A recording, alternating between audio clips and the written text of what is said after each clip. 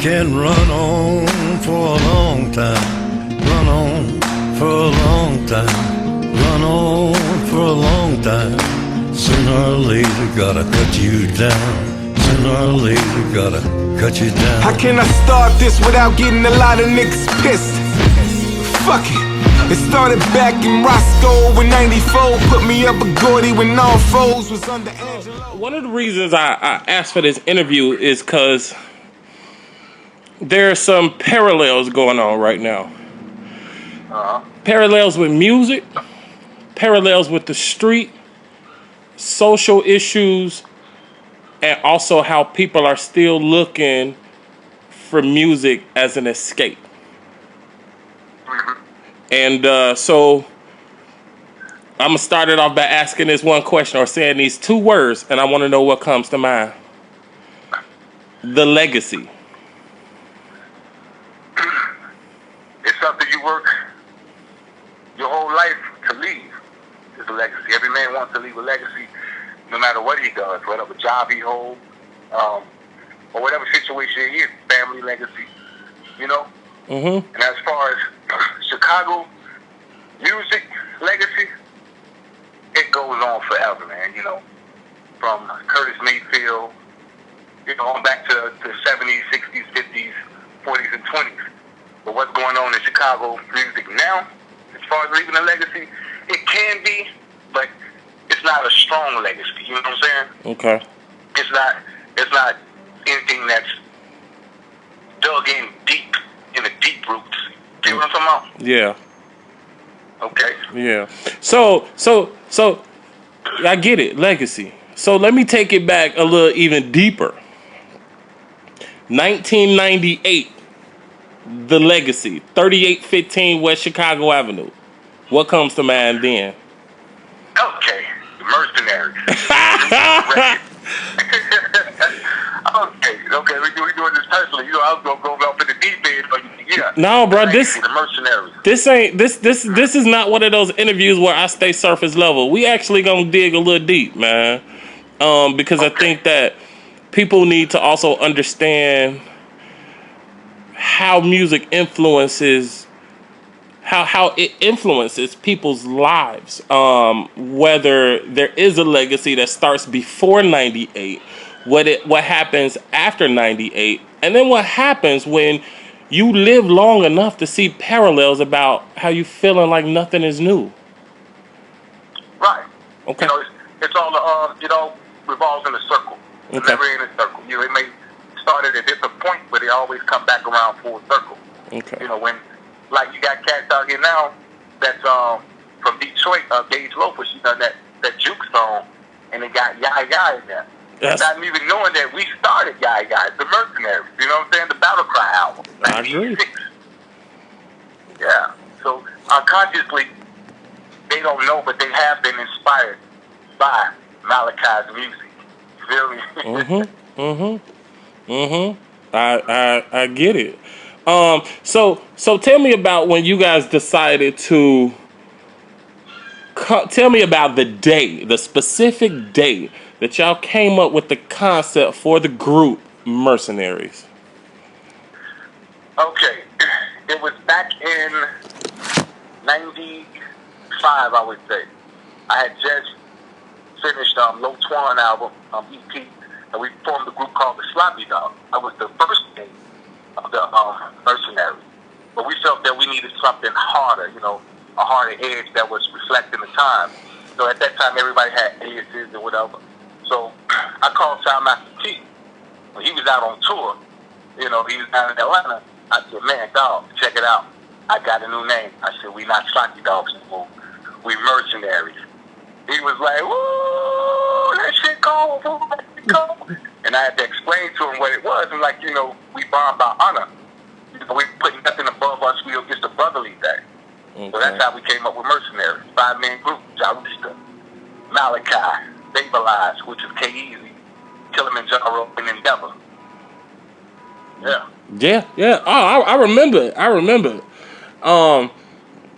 So other than technology, what do you feel like has had the most impact on the music industry?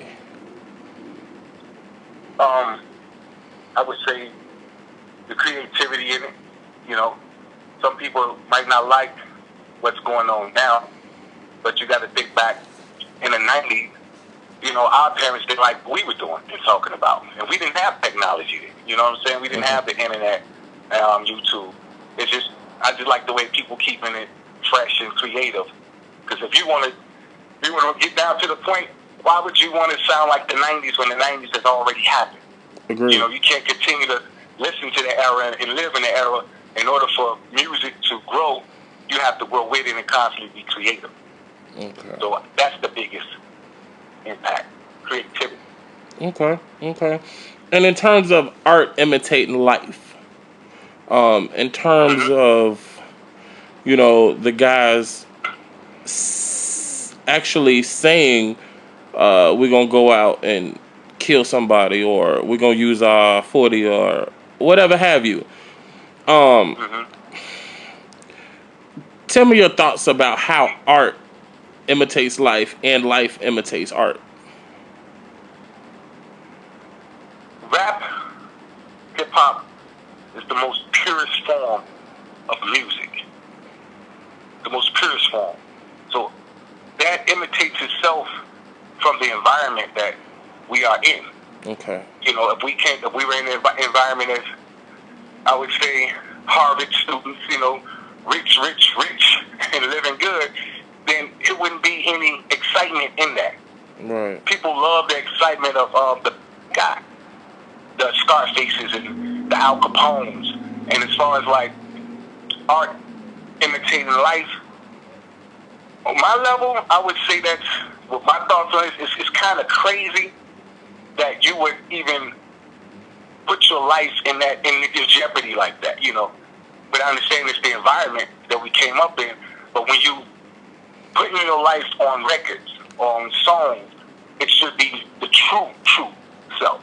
No man wants to walk outside of his door and say, "That baby, I'm gonna get killed today, so don't worry about it." You see what I'm saying? Yeah, I do. No one wants to die. But if you're not being taught that this is really art, it's not a game, it's art. And that way you can shape it and mold it any way you want to. It doesn't have to be as real as you think real should be. Whatever comes out of your mouth is real. Somebody told me the hardest thing to be is yourself. You see what I'm saying? It's easier to be somebody else. You know, it's easier to imitate. Go ahead. I was gonna say, and why do you think that the hardest thing to be is yourself? Because it's crazy. You know, people have self-esteem issues. You know, they want to be Jay-Z. They want to be Rick Ross. You know, these people don't want to wake up and be that self because they hate what they see in the mirror. So when you find people like myself, writers like J. Cole and Kendrick, they're comfortable. We are comfortable with being ourselves. You know, I can't walk in the next man's shoes without going through what that man has went through. That's why my music reflects me, myself. Okay. You know, I keep it 100 with myself. You know what I'm saying? It's just all self-esteem issues, if you ask me. Okay, yeah, definitely. I mean, and so what I think I'm also hearing is also the self-worth, the value of self-worth as well. And a lack of hope, or this idea of planning for future, or my 40-year-old self. Like, I'm 16, but I can't see beyond 18 because I don't even think I'm gonna make it. So I don't plan for 21 because I don't know what that looks like. Exactly. Exactly the point. You know, I had a brother tell me, I think this was last weekend when I was out in the city, and his whole attitude was, fuck it. His exact words, if I go, then I go, then I got to go. And I'm looking at him like, fam, you got to be crazy as fuck. You know what I'm saying? Right. You know, you have to put some type of value. You have to plan some type of future or Get a dream or some shit. You know what I'm saying? Just don't say fuck it today and go out and do something stupid on the strength of that's your environment just telling you, okay, you can't do anything else but die. Fuck that. You see what I'm saying? I do. It's crazy. Yeah. It's totally crazy. So how are you able growing up where, where we from, I mean, it was a war zone, literally. You already know that. I mean, you went to Austin, West you side of get it. Chicago. You get it, Yes, right? sir. So how? I mean, how are you able when so many other people we've seen fall? How are you able to maintain that center of yourself? You know what? I will be totally honest with you. Please do. I have to take it back to what you just said. I couldn't plan. I couldn't plan for next week. I couldn't plan for a month or years. I couldn't plan for that. I had to do it day by day. Okay. And even in being shit, you couldn't even be too careful. Just being careful is crazy. You can't do that. You got to be too careful. No, you can't even be too careful. With so many people that I've lost, man. I mean, okay, so this is one of my hardest times, one of my hardest memories that hardened me up and made me take a change toward who I am right now today. New World, I think it was 2002, I think. I don't remember the exact date. Okay. But we in the back, right? We in the studio. If you know the New World Record Shop over there, Sure. 3815, that's what it was. Sure do. We in the back. We all in the back, picking through songs, blasting the music in the studio. We having a good time. You know what I'm saying? The store was closed in, so the studio was open. And I paused the music to say something to Ramo. We heard a Mac. It was like it was in the studio. So we stopped. And everybody was laughing like, man, them niggas running through the alley, because we could see them to the back door. And Shorty said, while y'all laughing, y'all better hope that ain't none of our people. So we immediately get up and go to the front. And that was one of our people, B-Mac, rest in peace. Wow. Sitting there, man, with his right in front of the store, with his rings on the fucking sidewalk. You know what I'm saying? And we just had talked. Okay. That was one of my hardest memories, I never seen anything like that before, especially someone that I cared about, and he supported so much of my music. So right then and there, I really had to harden up because, a lot of shit got sick and heavy. And not to mention that we were flying to Jive in 2 days. I'm like, fuck. You know what I'm saying? How can I get that off my mind, comfort people at the same time, prepare myself to go perform for this major record label that wants to sign the Mercenary? Okay. You know what I'm saying? It's a true story, because it taught me one thing. No matter what you do, no matter what you're going through, the world doesn't stop. So you have to keep moving. You have to find something deep down inside of you and pull that little strength out and just go that extra day. And then as time goes on, it gets easier, but that's a learning experience of, you at your weakest and your lowest. At the same time, I was at my highest because I was going to Jive Records. You see what I'm saying? Yeah. Yeah. Right? Yeah, it's like how this shit, So, I'm just that type of person that take my downfalls and recreate them and mold them to whereas it doesn't hold me down. I carry it. Okay. Nice. And so that's what we consider resiliency, able to be resilient. And I know that a lot of people, just in general, aren't as resilient. And I don't want to say that they're weak. I just think that they lack some of the coping mechanisms or coping ability or strategies to be able to balance the now and what's to come with the heart of expectation. So I guess I'm wondering, how do you feel about controversial issues when we talk about the idea of self-worth and self-esteem issues. It also ties into something what we would consider post-traumatic stress. Yeah. We've been through a lot. We've lost and experienced loss. We've also endured gains. But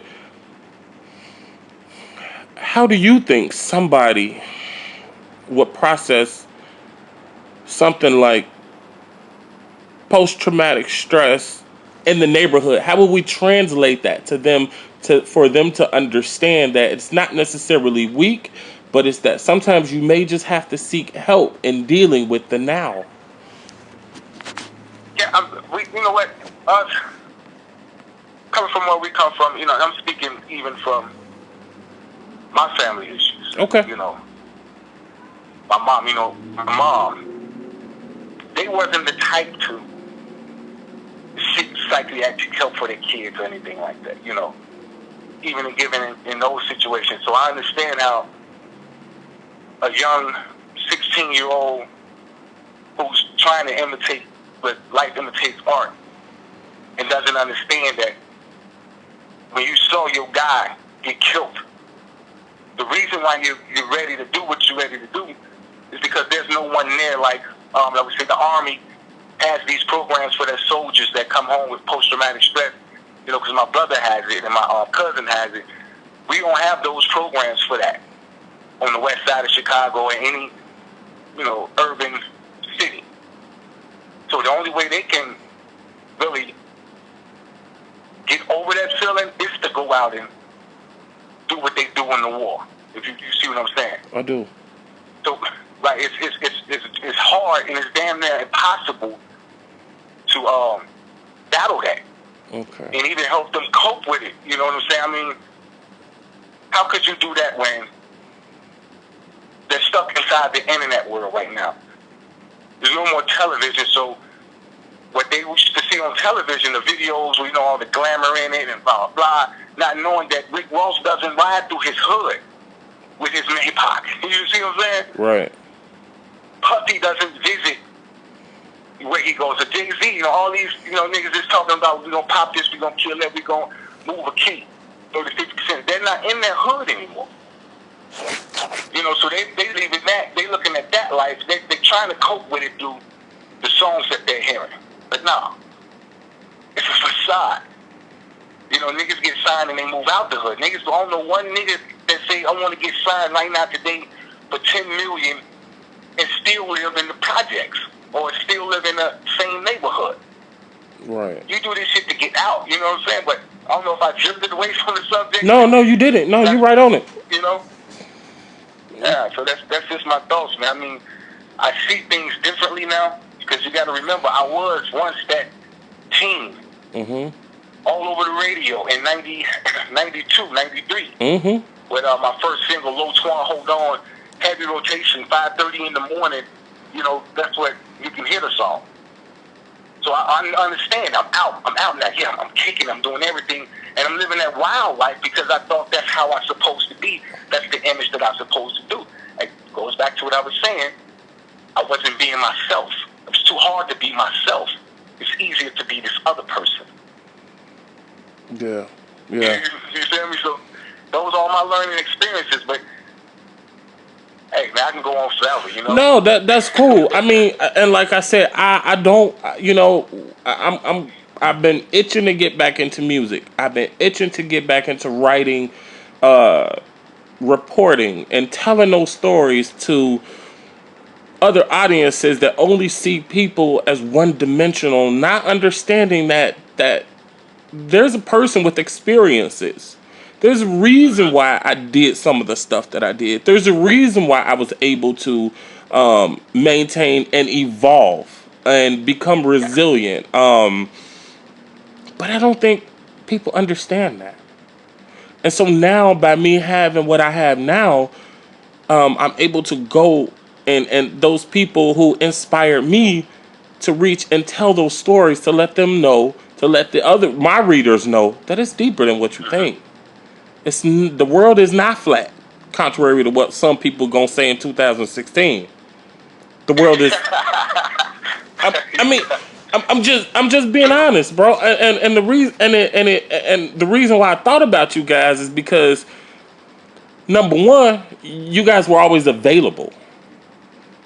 You could go in, you could pop up into New World. It was just love, just like it was right down the street. Yep.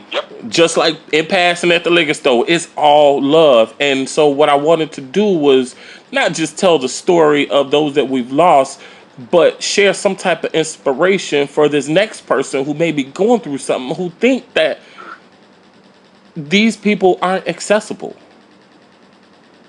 That there's still hope. That there's still hope through a story. This guy's story gonna sound like me because I'm pretty sure that there's somebody in their basement that's gonna run across an old copy of the Mercenaries, and someone else older than them is going to tell them how they knew you guys or how your music influenced them. So I figured, why not be me? Exactly. Nobody else better to do it than yourself, and no time like the present. And I agree, especially with this bloody weekend we just had. I'm just like, man, like I'm losing people, and I'm like, wait, I'm also losing people, but there are people alive right now that I can reach out to and share my gift and be able to share experiences with them and tell this story of them, of growing up and letting them know that even though there's nothing new under the sun, there are people who've experienced some of that stuff that you've experienced and have been able to still evolve, center themselves, and find other coping mechanisms to be better, to be at this age where you think you couldn't be at that age before. Yeah, it was a point in time that I wasn't even going to live to see 35 or 30. Man. Now that I look back on it, it's a terrible last thought, but that's what that was. I mean, I got my Malachi, Sheep Amongst Wolves album cover plaqued on my studio wall. And every chance I get, like when I'm meditating at night, in my studio, I look up and I play that album and I say, who was that guy? Who is he? How can I get back to what was he thinking? Even though it's myself, I'm thinking in the third part.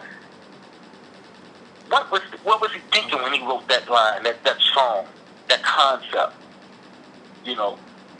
That time in the 90s, it was just like, now Chicago has always been a violent city. All the way back to Al Capone, so nothing is new. It's just now, it's so readily accessible down your news feed that subconsciously you're thinking, oh shit, the world's finna end. You know what I'm saying? And so to go back, I'm looking at him and I'm trying to find out who this guy is. Just things that I do to put myself on the straight line, because that's an accomplishment for me, because it was hard to put CDs out in the 90s. I had labels to come at, the Mercenaries. We went out on tour. We did a 55-city tour. I experienced all of that. And at the same time, it's like you couldn't enjoy it because there was so much shit happening around you and at home. It was fucked up, It was hard to enjoy it. That's why they say you remember the bad times more than you do the good. That's why if you and your friend get into it right now today, nobody remembers, how we used to kick it and pop bottles. All we remember now is you said something fucked up to me, I said something fucked up to you, fuck you, and that's it. And you will remember that point forever versus, man, we pop bottles, man, we went out on tour together. You know what I'm saying? Just our mind frame is, it's hard to wrap shit around and cope with it. Yeah. I don't know if I'm being complicated, but man, no, you're not. I get it. Crazy. I get it. No, you're not. I mean, and yeah. I mean, so what has been the most consistent anchor for positive support in your life? My kids, my family. You know what I'm saying? Yeah. Fatherhood came to me early, way early. I became a young father at 17. Okay. So I had to grow up. I had to grow up fast. But at the same time, that was my anchor for wanting to make it. That was my driving force behind my creativity. Okay. You know, and it was also a reason why I didn't do the heavy, hardcore, you know, hanging there from a tree, you know, shoot his mom in the eyes, that type of shit, because I'm like, okay, I want my daughter to be able to listen to this, everything that I'm doing in 92, 30 years from now, and still be proud of her father and his art form. And by the grace of God now, they're all following in my footsteps. I got 4 kids. Okay. My oldest is Twan P. My oldest is Jasmine Page. And they all into music. They all sing, they produce, they run the studio like it's there. It's hard for me to get in the studio sometimes because they got it locked up. You know what I'm saying? Yeah. And I thank God for that because they can be anywhere else doing anything. True. Other than taking up there at the studio, you know. Yeah. But I enjoy that, you know, and I love it because it's a beautiful feeling for your child to want to follow in your footsteps. You know. Nice. That's been my driving anchor, man. You know, real talk. It's that alone, my family. That's what's There's no up. money.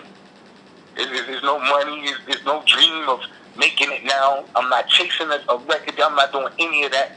I own everything that I do. Everything I do, I own it. Nice. So I'm not out. You know what I'm saying? Mm-hmm. Shit, I'm good. Right. No, I mean, I get it. And like I said, when you do those live from the basements, man, I'm like, just the creativity and the authenticity of the guys that come through. I mean, it's just real fellowship, man. Like authentic Thanks, man. fellowship. No, I'm saying, and that's one of the other things that made me, want to reach out to you, because it's just, you don't get that, and everything that's so negative. And like you just said, everybody wants to focus on the negative, but nobody want to focus on those rays of sunshine that just continues to shine even when the clouds are gray. It's still going. And so I think that people need to see that brighter side of what once was and what is and what will always be. You just have to choose to look at it. Yeah. That's, We all have a choice. yeah. We got a choice. No matter what situation you're in, you always have a choice. So if you're in a fucked up situation right now, you chose to be in that situation because of the choice you made. Mm-hmm. You always have a choice. No one can force you to do anything. If they're forcing you to do something, you're choosing to do what they're forcing you to do. Yeah. It always falls back on you. You have a choice. It may not be an easy choice, because I left New World Records. I love New World Records. I left New World. A lot of people don't even know this. I left New World with nothing in 2005. No studio, no song ownerships, no anything. And I love New World Records. And I still love New World. I still love Raymond, rest in peace. But it was a choice that I had to make for my family and myself. I left with nothing, zero. Built it all back from the ground up myself. That's what you see. Wow. My basement things, that's what you see. The opportunities that I'm getting and have gotten. Because I made a choice. It's either this life or this life and your family. I chose that life for my family. Went back to work, got a square job. That's what, as they say back then, square job. Yeah. And just worked from the ground up and built it all legitimately. Legitimately. Yeah, man. No, that's what's up, man. And there's so many dimensions to a legacy. And that was started. So let me ask you a quick, silly, redundant question. This is for biographical purposes. So what year was it that you first recorded your album? Was it 92? Was it that one? The Sheep Amongst Wolves? Yeah, no. That was the first one, right? No, the very first one was, I was Low Twan, and that was in 93. Oh, right. Oh. Low Twan, Hold On, and Wicked Leaf, it was the EP. Yeah, that was, Hold On was in heavy rotation. I recorded the Mercenaries. After that, that was in 97. And we went out on tour with that album. It's called The Battle Cry, The Mercenaries Battle Cry. Yeah. And immediately after we got off the tour, I decided, well, I was in the middle of the tour, I decided to start writing a solo album. Because, you know, with 5 guys in the group, you know, there was no beef. It's just, I had so much to say, but I couldn't say it. Right. You feel what I'm saying? Mm-hmm. So that's when I decided to record Malachi, Sheep Amongst Wolves. Which a lot of people deem right now today as a hidden classic jewel from Chicago. Yeah, it's yeah. I mean, for real. Hey, the Sheep Amongst Wolves, it recently sold on Amazon for $308. What? CD. Yes, I have proof. It's on my Facebook page. I made it a profile picture for a while. Yeah, and that did something to me. You know, it let me know that what I was doing was classic. Yeah, and that album right there got me so much respect in, you know, Chicago and worldwide, Japan, you know. It's crazy that something, I never thought that what I would record in 98, 99, that it would have so much of a big impact. What, 20 years later almost? Yeah. Over 20? Something. Yeah. Oh, yeah. I never thought it. I never thought it. That's why when you make music, I want to tell the listeners, when you make music, whenever you set out to make music, number one thing, don't rush it. Okay. Number two, don't make for now. Don't make music for now. Always try to think, I would say, creatively 6 months from now, because whatever you're hearing today that's on the radio, that's mainstream or whatever, it was actually made 6 months prior or a year prior. You see what I'm saying? Yeah, I do. So if you want to make a song like, let's say, going down to my DM, but going down to my DM ain't gonna be going down in 6 months. You see what I'm saying? Right. So yeah, and be creative as possible. Don't do a song like your favorite rap song. That's why everything sounds so much the same. Try to outdo that song. Try to be more creative in that song. Try to be more creative than the lyrics that you're hearing. Try to be more creative than the style of flow that artist is using. Your favorite artist or whatever out trending right now. Just don't go and do a copycat, because the world doesn't need another Jay-Z. The world doesn't need another Lil Wayne. The world needs someone different, something new, so it can revolve and keep moving. It doesn't want to stay still. You see what I'm saying? Yeah. The world always it spins. It doesn't want to stay still, so you can't force it to stop. So keep it moving. Be creative. Plant the seed, watch it grow. Yeah. Most definitely. Oh, so let me ask you one final question. Can we expect something new from you, man? Oh yes. Oh yeah. As you see from my basement sessions. I do. I see you in the kitchen cooking. Yeah. I'm doing it all, man. I'm just being as creative as possible. If I'm not being creative, I'm going through a thing, really. I have to be creative at all times. I can't sit still for nothing. I got ample hands. So anyway, I got my new project coming up, which is called Levitation. It's like a part 2 to Sheep Amongst Wolves, but more on this side. I got steppers songs on there. I got gospel songs on there. I got the sexual songs in there. I got, some edgy but with message songs in there. You know what I'm saying? Mm-hmm. Everything that's not being done that I want to hear, I'm doing it. Okay. So when can we expect a tentative release? Oh, we looking at around September, a fall release. Because I'm still working on I'm working on the soundtrack to this movie called Rules, R-U-L-E-S, that's being shot in Chicago as we speak. Oh yeah, I'm familiar with that. The soundtrack. Yeah, I got the soundtrack, which is my album is going to piggyback the soundtrack. So we're looking at around September. Yeah, when the movie drops, the soundtrack is going to drop, and then my album is going to drop. Wow, man, that's cool. That's what's up.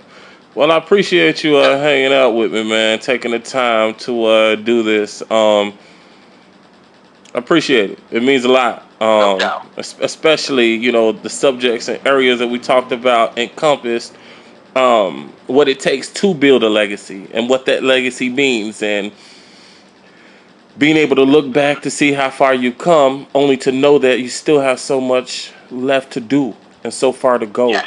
even in your children. So, no doubt, I really appreciate that lesson, and I think everybody else is going to appreciate that too, man.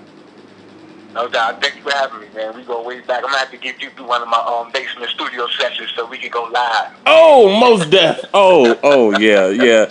Invitation accepted. Yeah. Invitation accepted. All right, bro. Well, I'm gonna go ahead and let you go, and I'll catch up with you soon. All right. Thanks, man. Thanks for having me. All right, thanks, man. All right, one. One.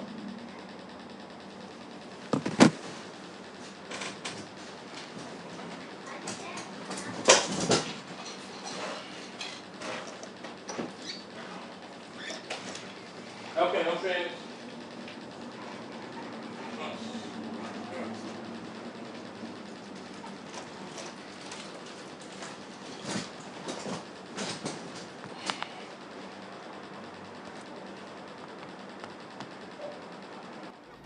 When all foes was under Angelo.